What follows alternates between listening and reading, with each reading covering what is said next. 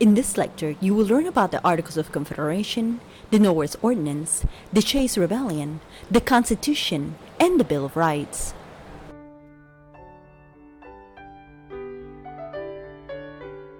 Most people do not realize how long it took to ratify the Constitution. Below is a timeline of the events that led to the ratification of the Constitution.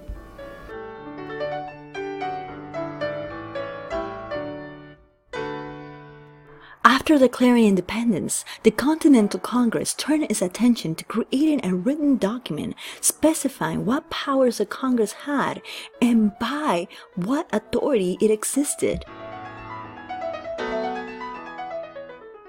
By late 1777, Congressmen reached an agreement on the Articles of Confederation.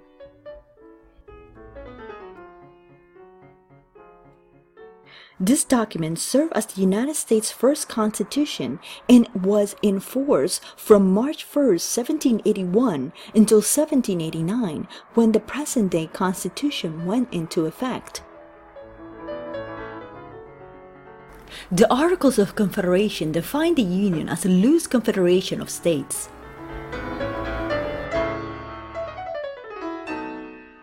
It had no executive and limited powers, existing mainly to foster a common defense.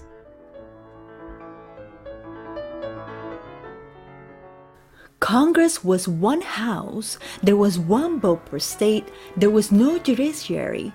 Federalism, meaning the power of the federal government, was limited.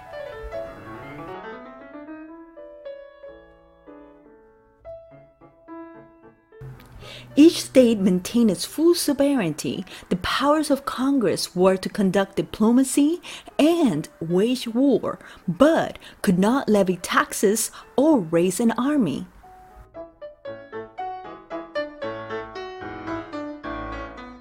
Routine decisions in Congress require a simple majority of 7 states. To approve or amend the articles, it required the unanimous consent of both the 13 state delegations and the 13 state legislators.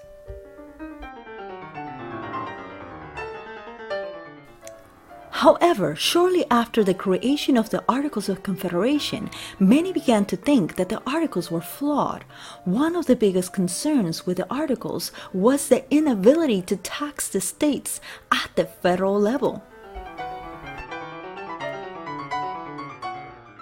Taxation was a necessity. Hefty and immediate war costs were financed mostly by Congress-issued bonds, held in part by French and Dutch bankers, but also by large numbers of wealthy Americans.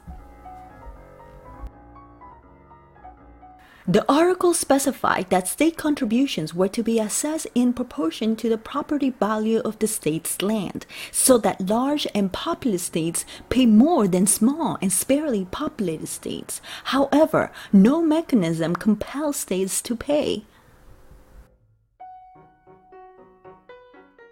Moreover, Congress was powerless in establishing trade regulations. Trade may not seem like a big deal, but it was important. For example, when the British closed its ports to American trade,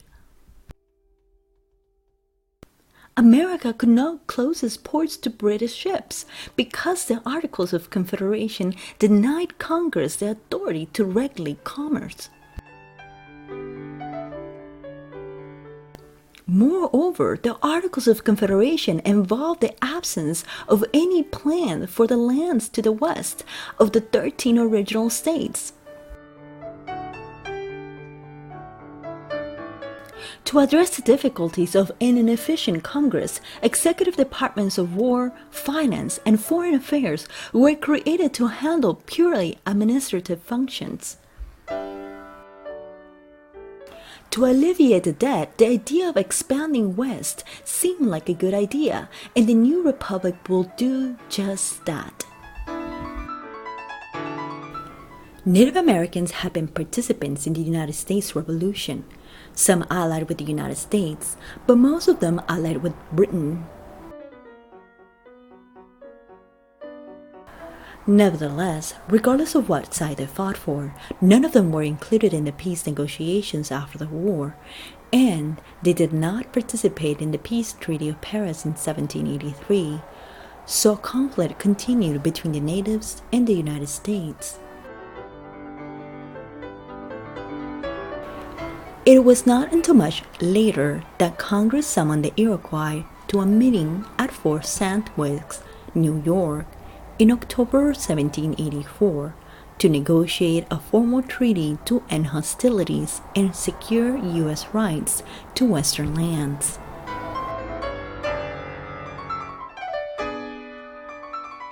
"600 Native Americans attended the meeting in October with U.S. commissioners. Americans' demands included return of prisoners of war, recognition of the Confederation's rights to negotiate rather than individual states, and secession of a strip of Indian land from Fort Niagara due south, which established the United States held territory adjacent to the border with Canada. Initially, the Native Americans did not agree to the treaty, but they ultimately signed it. Months later, the Iroquois and other Indians not at the meeting tried to disavow the Treaty of Fort St. Louis as a document signed under coercion, but the U.S. Confederation government ignored the complaints and began to survey and develop Western territories. New York leaders understood that the Confederation government's strained finances and stretched leadership limited its power to implement the treaty terms, so they quietly began surveying and selling the land that belonged to the federal government. People saw this as another sign that the Confederation government was insecure and that ambitious states had the potential to undermine it. Nevertheless, the Continental Congress appointed Thomas Jefferson to draft a policy for handling the new land as national domain. Jefferson proposed dividing the Northwest Territory into 9 new states, with land given rather than sold to settlers, thereby encouraging rapid and democratic settlement. Although Congress adopted parts of Jefferson's plan in the Ordinance of 1784, it rejected land giveaways. A year later, Congress refined and revised the Land Act to set up procedures for surveying, mapping, and selling the land.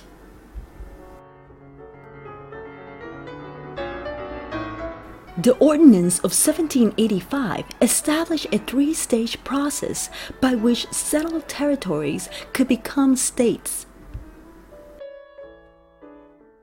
It also banned slavery in the Northwest Territory. The prohibition of slavery in the Northwest Territory perpetuated the dynamic of gradual emancipation in the North. North and South sectionalism based on slavery was slowly taking shape.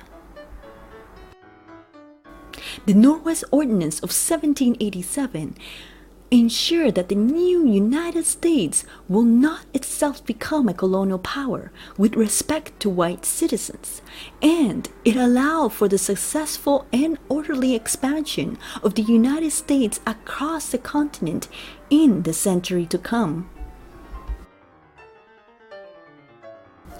The ordinance also called for dividing the land into 3 to 5 states and decreed that land sales will occur by public auction. The minimum price was set at $1 an acre, but market forces could drive up the prices of more desirable land. These restrictions meant that the land's first owners would be prosperous speculators, many of whom would hold the land for resale rather than inhabiting it, thereby avoiding direct contact with the Indians who claimed the land as their own. Finally, the ordinance acknowledged the presence of Indians in the Northwest Territory and promised to deal with them in good faith, but that promise was not generally honored in the decades to come. At the same time, the new nation was expanding westward and obtaining revenue from the sale of native land. We will see an event that will further question the strength of the Articles of Confederation. As mentioned earlier, in the 1780s, the Confederation looked to the states to contribute tax revenue voluntarily. However, struggling with their own war debts, most states' legislators were reluctant to tax their constituents too heavily. Massachusetts, however, wanted to retire its state debt by raising taxes, insisting that they be paid in hard money. Farmers in Massachusetts petitioned against the oppressive taxation, and when they were ignored, called for revisions to the state constitution to promote democracy, eliminate the elite upper house, and move the capital farther west in the state. Still unheard, the descendants targeted the most visible symbol of state authority in the regions, the county courts, forcing them to close their doors. The governor of Massachusetts, who had once organized protests against British taxes, now depicted the Western dissenters as illegal rebels and vilified the chief leader, Daniel Chase.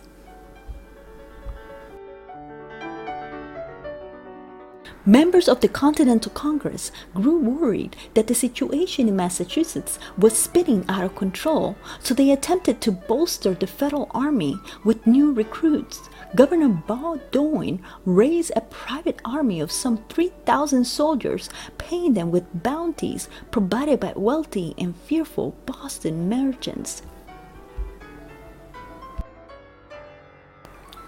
In the end, the rebellion had no chance of success, and in January of 1787, more than 1,000 Chaseites were arrested. Daniel Chase and other leaders were indicted for treason, and several were sentenced to death, but eventually Chase and most of his followers received pardons. The Chase Rebellion created an intense national debate. While some Americans like Thomas Jefferson thought a little rebellion now and then helped keep the country free, others feared the nation was sliding towards anarchy and complained that the states could not maintain control. For others like James Madison of Virginia, the Chase Rebellion was a prime example of why the country needed a strong central government. Liberty, Madison warned, may be endangered by the abuses of liberty as well as the abuses of power. As a consequence of the Chase Rebellion, Virginians led by James Madison convinced Congress to allow a meeting of delegates in Maryland in September of 1786. Delegates from only 5 states showed up, and they planned a second meeting for Philadelphia in May of 1787. Congress reluctantly endorsed the Philadelphia meeting and tried to limit its scope to revising the Articles of Confederation.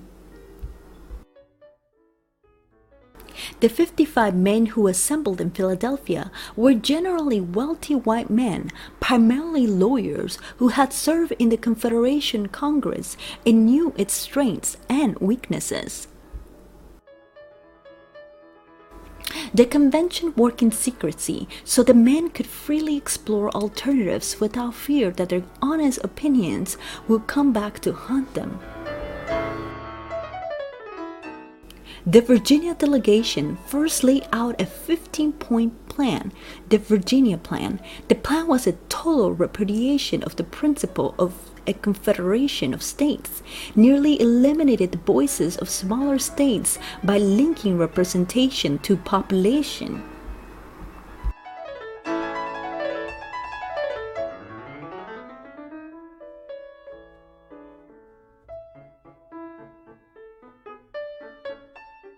In mid-June, delegates from small states created an alternative proposal, the New Jersey Plan, which echoed many features from the Articles, but departed from them significantly by giving sweeping powers to the Congress in which each state will have one vote.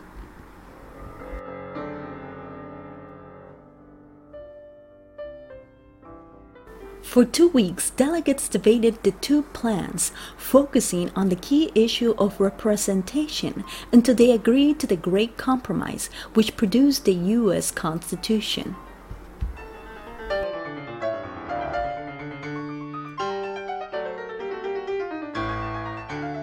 The Constitution stated the following: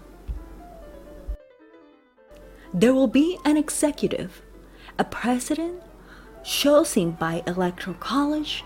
There will be 2 houses, Congress and the Senate. There will be a judiciary, the Supreme Court. There will be a strong federal government. The Constitution will be the supreme law of the land. However, the Supreme Court will adjudicate disputes between states. Congress will have numerous powers, such as levy taxes, declare war, raise an army, regulate commerce, and make all laws which shall be necessary and proper for carrying out those powers.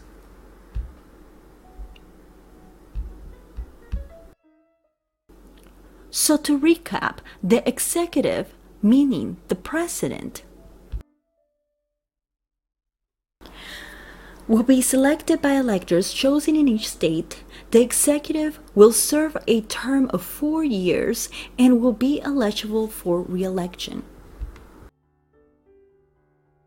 The president will have the power to propose legislation, veto bills of Congress, but of course, those vetoes will be subjected to congressional override.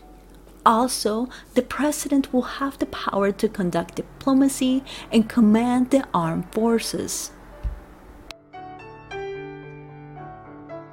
The Supreme Court will be the judicial authority and will be granted the authority to interpret the laws over the state constitutions.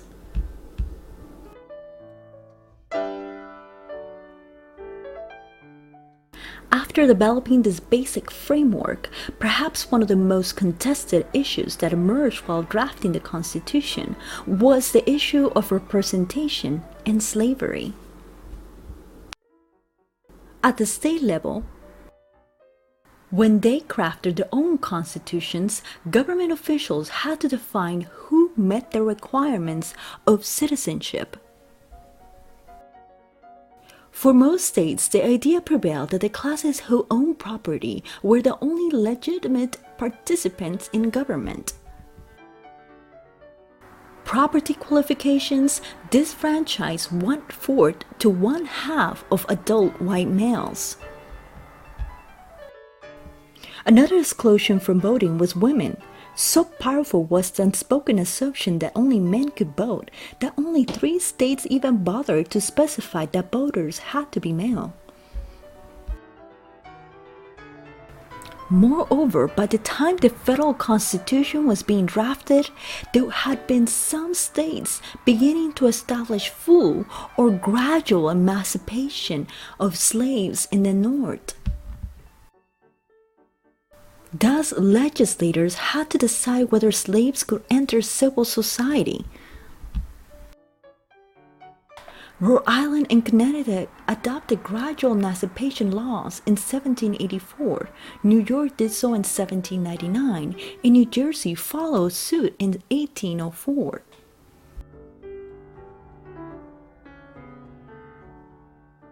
In the Deep South, however, freedom for slaves was unthinkable.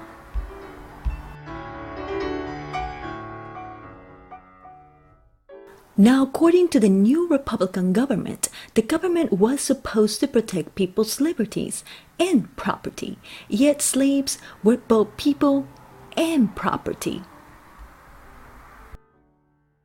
The issue of slaves as property or persons became even more contested when Roger Sherman came up with the idea that each state will have an equal number of senators, satisfying the small states, and that the number of representatives will be based on either population or wealth, satisfying the large states. So if slaves were classified as people, slave states will have greater representation. But if they're classified as property, they will have to pay more taxes.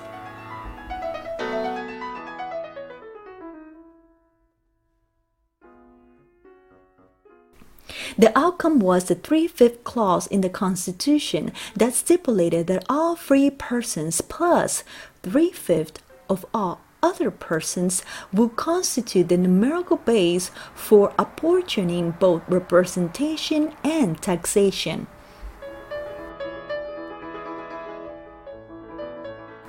The clause tactically acknowledged the existence of slavery in the United States.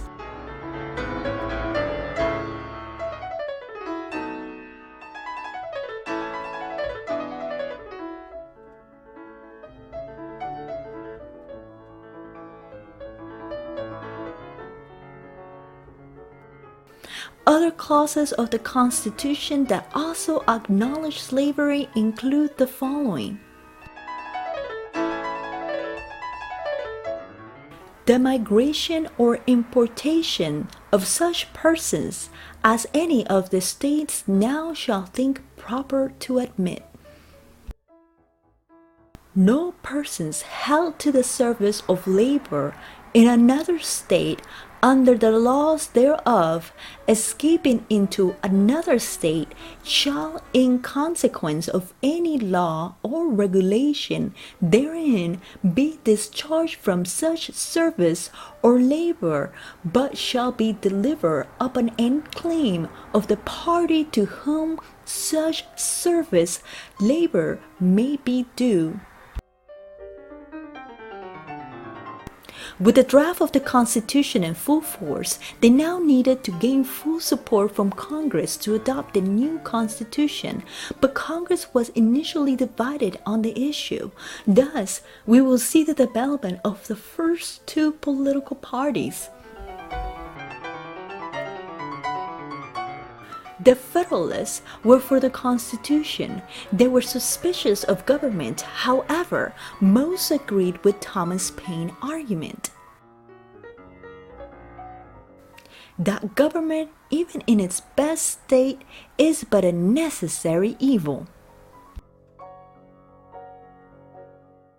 Federalist leaders supported Britain's foreign policy and commercial interests at home.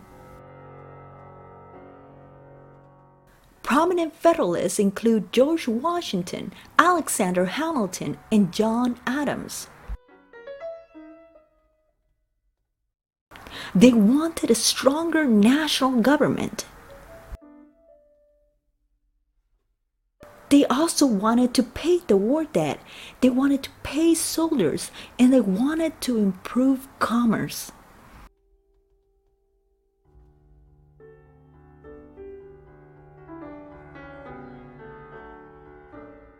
Many Federalists were merchants, financiers, farmers, and planters. Moreover, the Federalists believed in the separation of powers, the elaborate series of checks and balances that the Constitution created.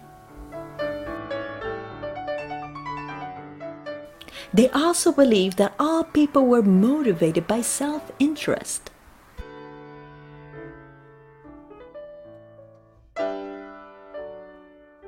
The Anti-Federalists were opponents of the ratification of the Constitution.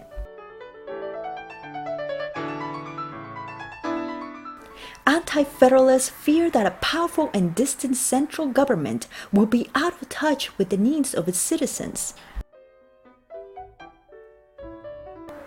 They also complained that the Constitution failed to guarantee individual liberties in a Bill of Rights.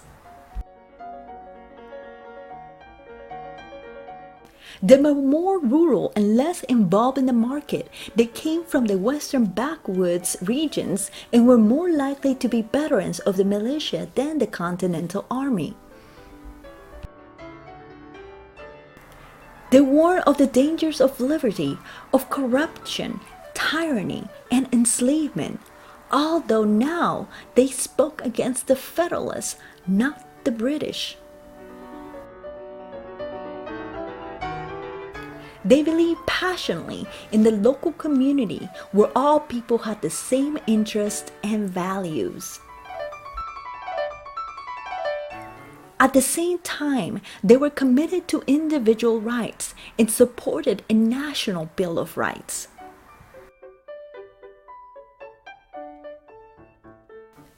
Initially, to gain momentum, the Federalists targeted the states most likely to ratify quickly. By early 1788, the Federalists achieved ratification in Delaware, Pennsylvania, New Jersey, Georgia, Connecticut, Maryland, and South Carolina. The fight for ratification in Massachusetts was fierce, but in the end, the Federalists won by a very slim margin. By May of 1788, the Federalists had secured ratification in 8 states. Only one more state was needed. The Federalists finally secured ratification in Virginia by proposing 20 specific amendments that the new government would promise to consider. New York voters tilted toward anti-federalism out of the sense that a state so large and powerful need not relinquish so much authority to the new federal government. Then Alexander Hamilton, James Madison, and John Jay composed and published 85 compelling essays on the new Constitution, later republished as the Federalist Papers. The Federalist Papers will further the support for the ratification of the Constitution. At New York's ratifying convention, impassioned debate and lobbying, plus the dramatic news of Virginia's ratification, finally tipped the balance to the Federalists. It took another year and a half for the anti-Federalists in North Carolina to come around. In less than 12 months, the U.S. Constitution was both written and ratified.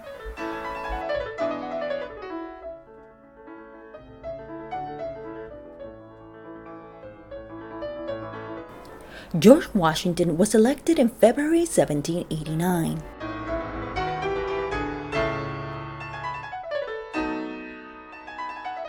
Once in office, Washington acted with caution, knowing that with every step he took, he was setting a precedent and that any misstep would be dangerous for the fragile new government.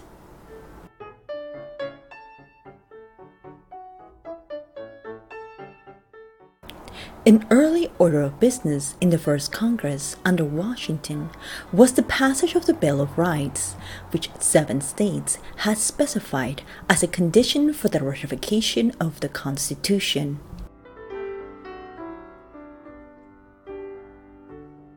James Madison pulled much of the wording and the rights directly from the language of various states' constitutions with Bill of Rights. In September 1789, Congress approved a set of 12 amendments and sent them to the states for approval. 10 were eventually ratified.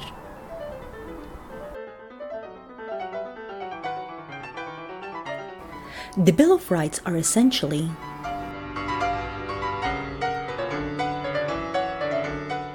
the first 10 amendments to the Constitution, officially ratified by 1791. The first through 8 amendments dealt with individual liberties, and the 9th and 10th concerned the boundary between federal and state authority.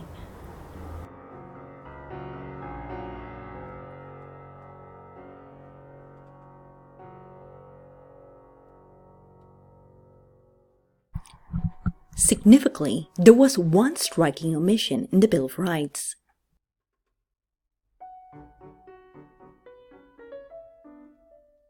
The right to vote, only much later requiring protection by constitutional amendment. Initially, most states put prohibitions, only allowing white male citizens with property to vote, excluding the poor, women, slaves, free blacks, and other groups.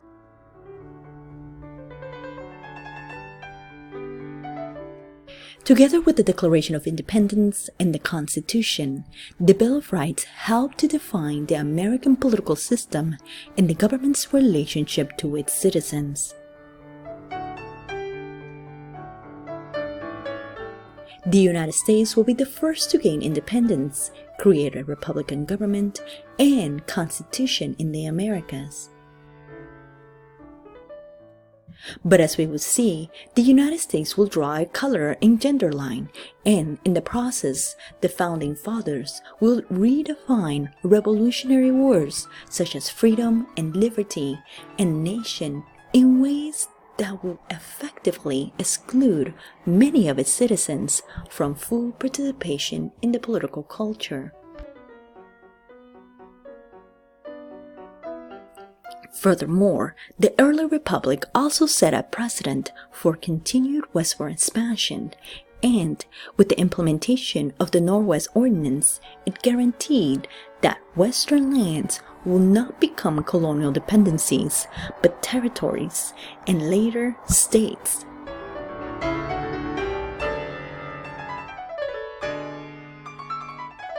That is all for now, but stay tuned for the next video lecture.